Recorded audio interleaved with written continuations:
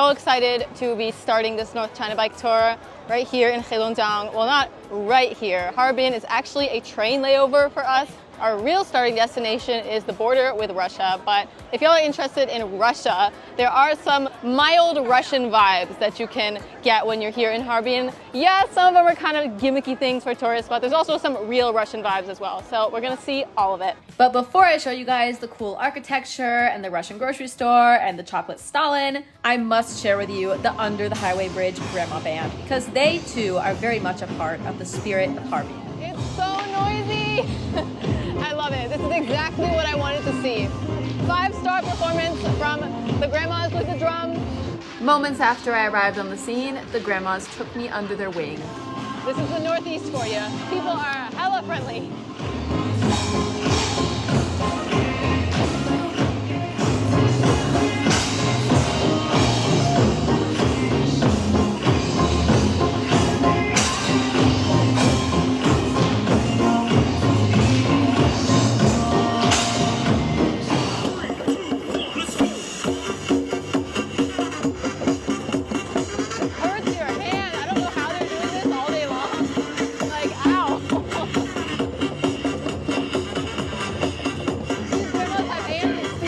这些大妈们好活泼呀，跟他们玩一会儿，整个人都精神起来。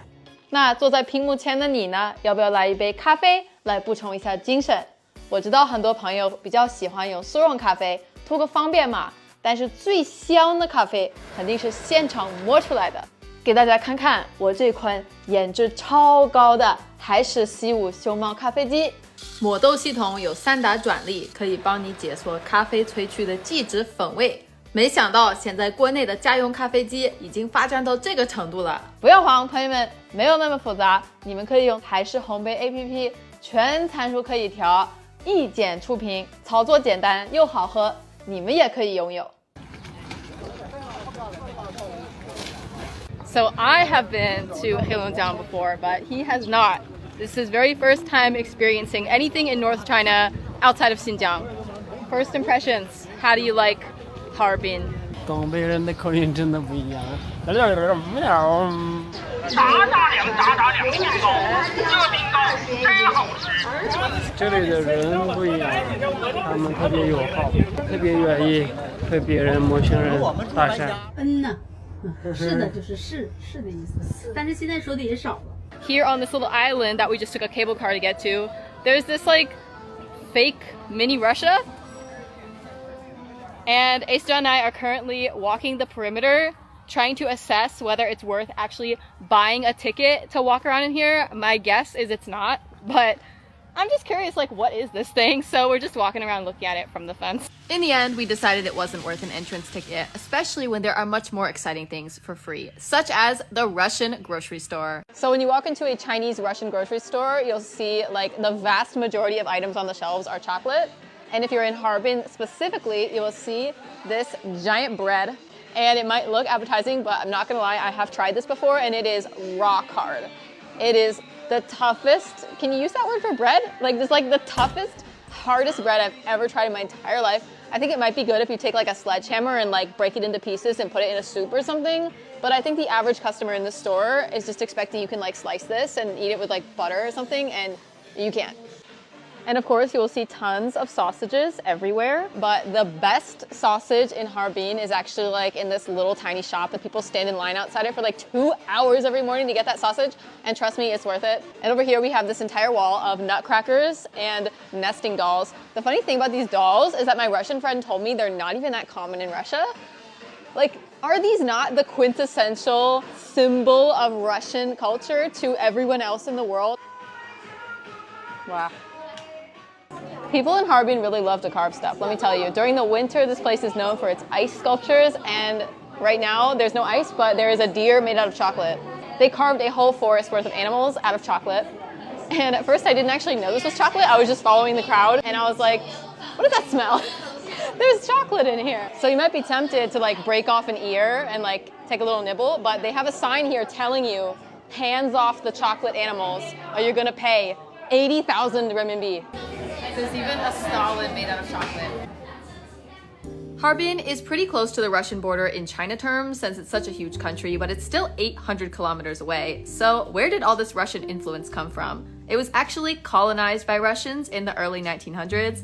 After World War II, the city wanted to get rid of all remnants of its colonial past, but nowadays it actually has kind of embraced its unique heritage, and the Russian-style architecture attracts a lot of visitors.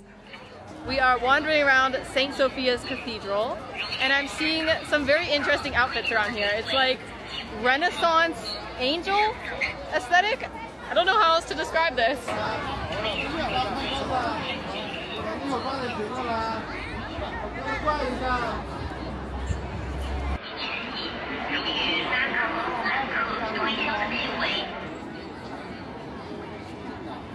Finally found a boy getting in on the action.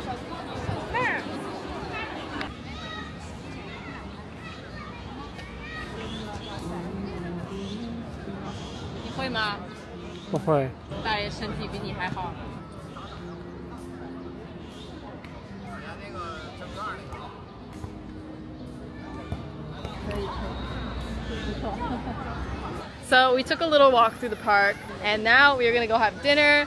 I would like to get Russian food, but I keep seeing mixed reviews about every single restaurant. Update, we went into some Russian restaurants. I felt underwhelmed by the options, so we decided to get this instead. It is a bunch of rice with vegetables and egg wrapped in a lettuce leaf. Does the picky eater approve though? That's a very important detail. 可以吗, Nathan? 喜欢吗? Y'all, he likes it. It's a miracle. All hail the mighty lettuce burrito. As I mentioned earlier, this was actually a train layover for us, so in the evening we headed to the train station to go to Mishan. Alright y'all, it is 10:30 p.m. It is 2 hours away from our train and we've already arrived at the train station because like there's not a lot to do at this hour. And we got our bike all folded up here. This is the Black Stallion, you might remember from my porch. We are covering it with this trash bag so the wheels don't get anything dirty in the train. And we're ready to go. And I'm sure there'll be some longtime subscribers asking, what about the Red Stallion? My beloved Red Stallion is actually one of Dahan's older models and is now retired from long distance biking. And Dahan also sent us a new bike. Update from the train station. We have about 1 hour left until our train departs. Just chilling here, getting some work done. And I just had to tell you guys that the whole train station smells like sausages. I've been here for an hour. So usually you go like nose blind to things, but it smells so much like sausages that you cannot go nose blind to it. Like I just keep smelling the sausages. Finally, the time came and we got on that train for an overnight ride to Mishan.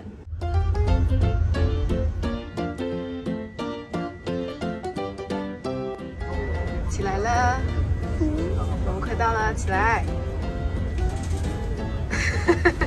上铺的日子。So even though we were on the top bunk, which is universally regarded to be the crappiest spot in the train, there was a good thing that happened, which was that nobody snored. And this is the very first one of these bed train rides I've been on where I didn't have to whip out the noise-canceling headphones one single time. Nobody snored.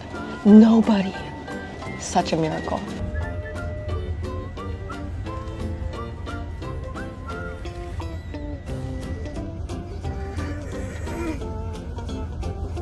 "30 minutes away from Mishan. So excited! Our bike tour is about to start. And I'm just looking at the landscape out the window right now. Spoiler alert, there's gonna be a lot of corn on this bike tour.